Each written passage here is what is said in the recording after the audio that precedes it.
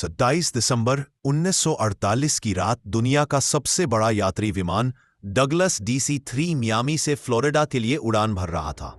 विमान में 125 यात्री और 9 क्रू सदस्य, कुल 134 लोग सवार थे। उत्तरी अटलांटिक महासागर के ऊपर लगभग 800-300 फीट की ऊंचाई पर विमान शांति से अपनी 180 मील प्रति घंटे की रफ्तार से आगे बढ़ रहा था। रात के 8:13 हुए थे। कॉकपिट में कैप्टन रॉबर्ट मिलर और उनके को पायलट सब कुछ सामान्य देख रहे थे, लेकिन अचानक Saint John air traffic control यानी ATC के साथ उनका संपर्क कमजोर पड़ने लगा। कैप्टन मिलर ने रिपोर्ट किया कि उन्हें एक मामूली तकनीकी समस्या का सामना करना पड़ रहा है। यह उनकी आखिरी आवाज थी। इसके ठीक 10 सेकंड के अंदर विमान ATC के रडार से हमेशा के लिए गायब हो गया। विमान की आखिरी लोकेशन बरमूडा ट्रायंगल के ठीक बीच में थी। विमान दुनिया की सबसे रहस्यमयी जगह बरमूडा ट्रायंगल के एक ऐसे बवंडर में फंस गया था जिसके बारे में किसी ने ना कभी सुना था, ना कभी देखा था। पलक झपकते ही विमान के अंदर चीख पुकार मच गई। कैप्टन मिलर ने अपनी पूरी ताकत से प्लेन को संभालने की कोशिश की, लेकिन तब तक बहुत देर हो चुकी थी। तूफान ने पूरे विमान को अपनी चपेट में ले लिया था और उसे किसी खिलौने की तरह घुमा रहा था। प्लेन के सारे इलेक्ट्रॉनिक उपकरण, कंपास, रेडार, सब कुछ बंद हो चुका था। विमान अब किसी इंसान के नियंत्रण में नहीं था। वो सिर्फ तूफान की रफ्तार से अंधाधुंध उड़े जा रहा था। लगभग आधा घंटा उस जानलेवा बवंडर में जूझने के बाद जब विमान तूफान से बाहर निकला तो चारों तरफ सिर्फ अंतहीन समंदर था। प्लेन के इंजन अभी भी काम नहीं कर रहे थे और वह धीरे धीरे नीचे की ओर गिर रहा था। तभी को पायलट की नजर सामने एक द्वीप पर पड़ी। वह एक अनजान अनछुआ द्वीप था। सबको पता था कि उनकी मौत बस कुछ ही पलों की दूरी पर है। विमान उस द्वीप पर मौजूद एक विशालकाय पुराने पेड़ से जा टकराया। पेड़ की सैकड़ों मोटी डालियों ने विमान को किसी जाल की तरह अपने अंदर फंसा लिया और यही वो चमत्कार था जिसने 133 लोगों की जान बचा ली। विमान के पेड़ में फंस जाने से यात्रियों की जान तो बच गई, लेकिन यह एक दर्दनाक शुरुआत थी। विमान के अंदर से कराने और रोने की आवाजें आ रही थी। कैप्टन रॉबर्ट मिलर, जिनका सिर एक पैनल से टकरा गया था, होश में आते ही हरकत में आ गए। उन्होंने तुरंत लोगों को शांत कराया। विमान में सवार एक retired army doctor Evelyn read ने बिना समय गवाए घायलों की देखभाल शुरू कर दी। कुल 10 लोग गंभीर रूप से घायल थे। किसी का हाथ टूटा था, किसी का पैर, तो 2 लोगों के सिर पर गहरी चोटें आई थी। बाकी सभी लोग सदमे में थे, लेकिन सुरक्षित थे। जब सब धीरे धीरे विमान से नीचे उतरे तो उन्होंने महसूस किया कि वे कहाँ आ फंसे हैं। यह एक ऐसा द्वीप था जो किसी नक्शे पर मौजूद नहीं था।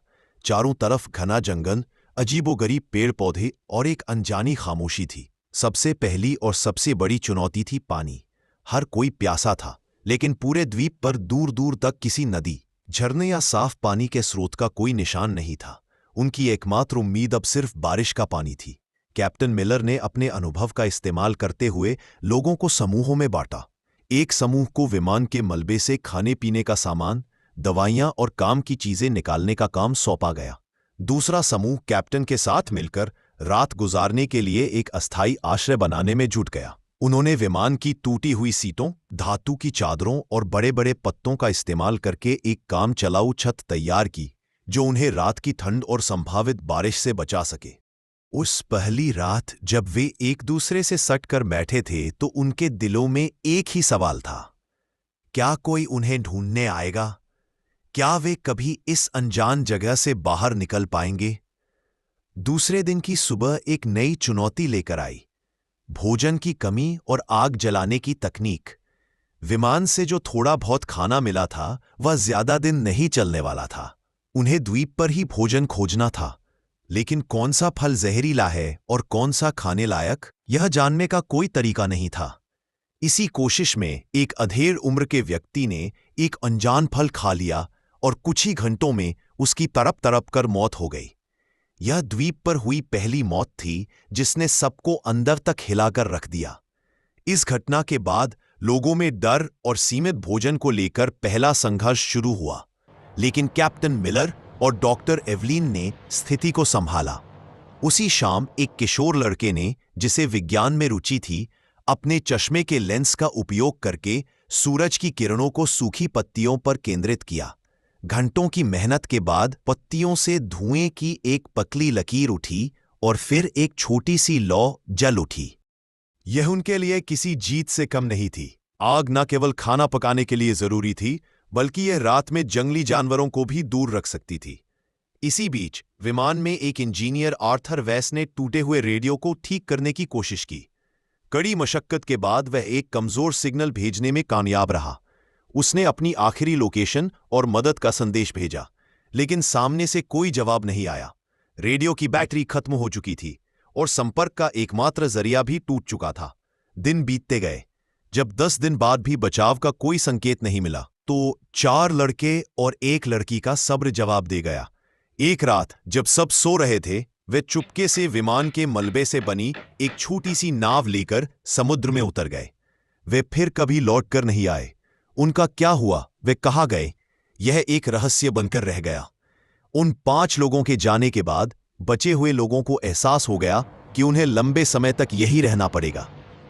कैप्टन मिलर ने सबको इकट्ठा किया और एक स्थायी व्यवस्था बनाने का प्रस्ताव रखा। काम का बंटवारा किया गया। एक टीम रोजाना भोजन और फल इकट्ठा करने के लिए जंगल में जाती। दूसरी टीम आश्रय को और मजबूत बनाने और उसकी मरम्मत करने का काम करती। डॉक्टर एवेलिन और कुछ अन्य लोगों ने घायलों और बीमारों की देखभाल का जिम्मा संभाला। दूसरी ओर अमेरिकी सरकार ने विमान को खोजने के लिए इतिहास का सबसे बड़ा सर्च ऑपरेशन शुरू किया था। अटलांटिक महासागर के चप्पे चप्पे को छान मारा गया, लेकिन विमान का एक टुकड़ा भी नहीं मिला। 1 सप्ताह की लगातार खोज के बाद भी जब कोई सुराग नहीं मिला, तो अभियान धीमा पड़ गया। इसी बीच द्वीप पर बचे हुए लोगों ने जीने की कला सीखनी शुरू कर दी थी। उन्होंने द्वीप के पत्थरों और विमान की धातु को घिस-घिस कर चाकू और भाले जैसे औजूज बनाए। सबसे बड़ी चुनौती द्वीप के जंगली सुआ थे, जो झुंड में रहते थे और रात में उनके शिविर पर हमला कर देते थे।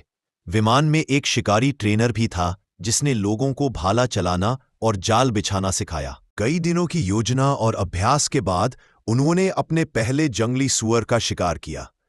यह एक भयानक और भावनात्मक क्षण था। शिकार के दौरान 2 लोग घायल हो गए, लेकिन जब वे उस शिकार को लेकर शिविर में लौटे, तो यह सिर्फ भोजन नहीं था, यह उनकी एकता और दृढ़ संकल्प की जीत थी। उन्होंने द्वीप के किनारे टूटे हुए नारियल के तनों से रेत पर बड़े बड़े अक्षरों में हेल्प लिखा, इस उम्मीद में कि शायद कोई गुजरता हुआ जहाज या विमान इसे देख ले। दोस्तों, यह कहानी आपको कैसी लग रही है? उस दर्द और संघर्ष को महसूस कर पा रहे हैं? अगर हाँ, तो प्लीज एक सेकंड निकालकर वीडियो को लाइक कर दीजिए और मेरे चैनल को सब्सक्राइब करना मत भूलना। आपका एक सब्सक्राइब मुझे ऐसी ही और सच्ची और रोंगटे खड़े कर देने वाली कहानियां आप तक लाने की हिम्मत देता है। और हाँ, कमेंट सेक्शन के बगल में एक नया हाइप बटन आया है। अगर कहानी सच में दिल को छू रही है, तो उसे भी जरूर दबाइए।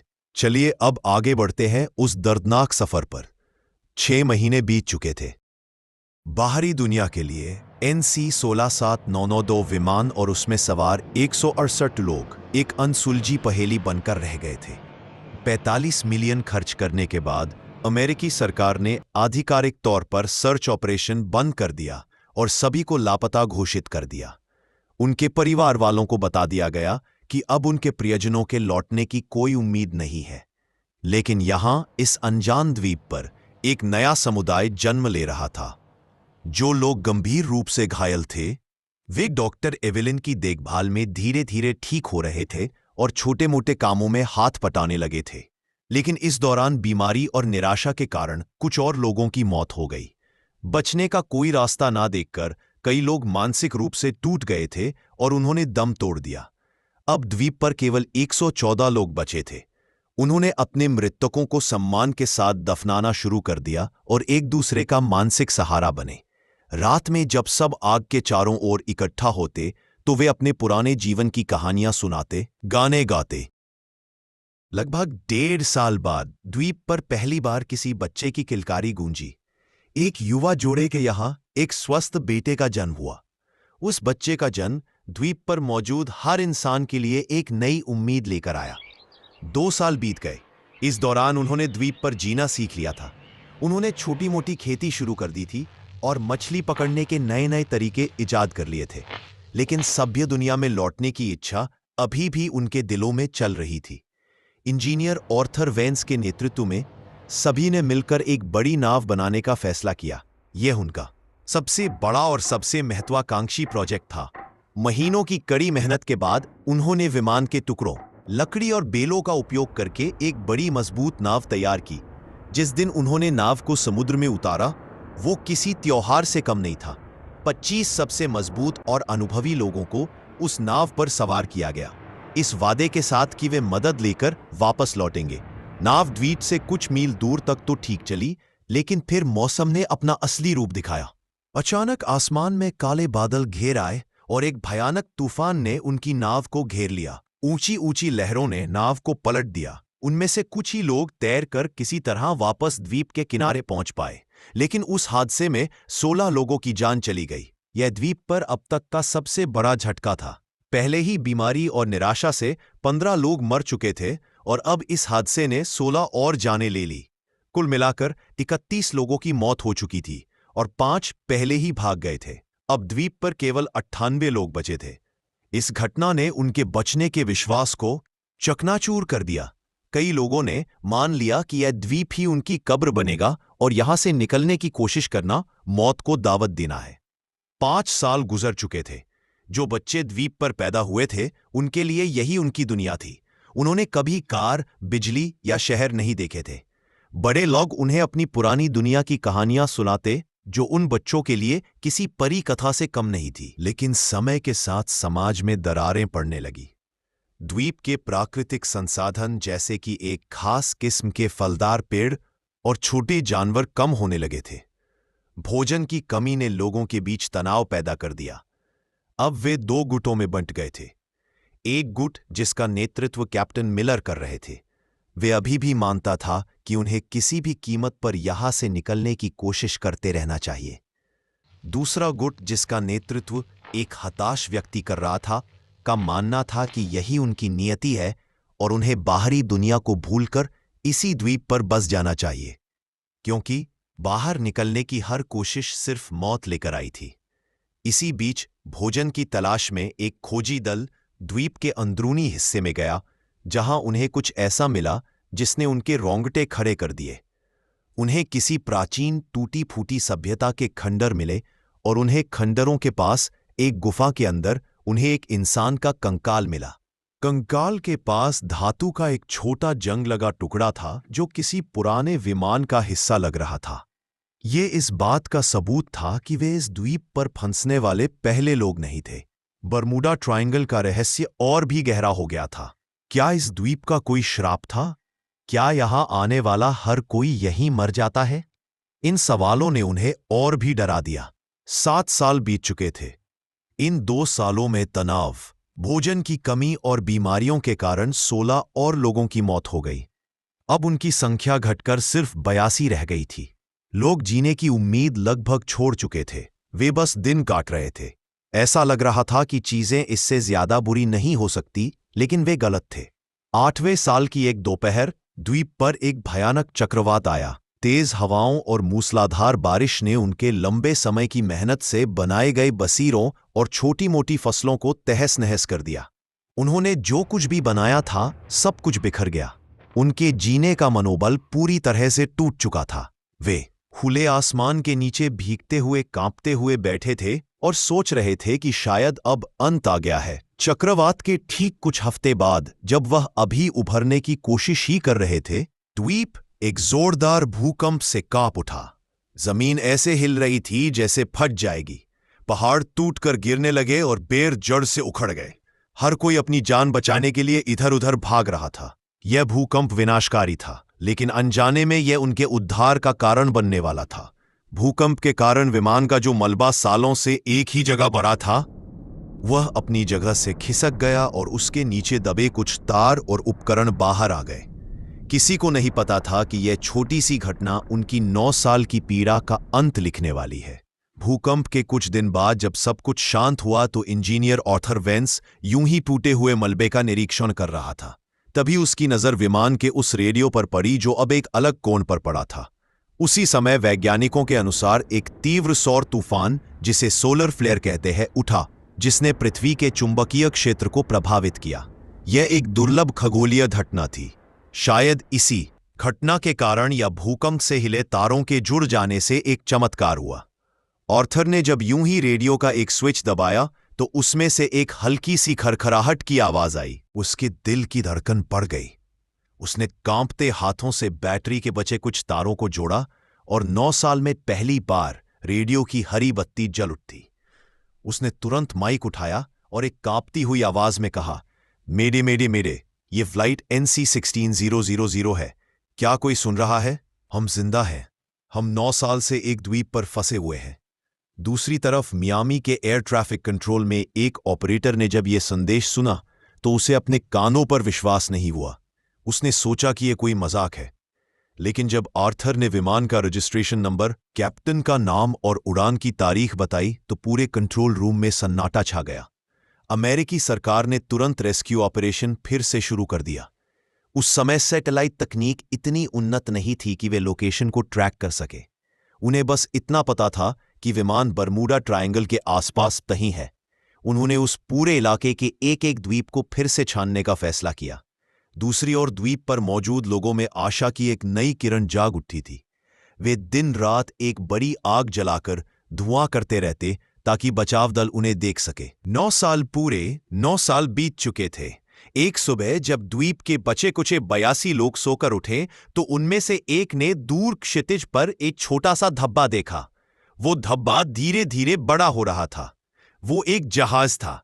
वो एक अमेरिकी नौसेना का जहाज था जो उनकी तलाश में आया था।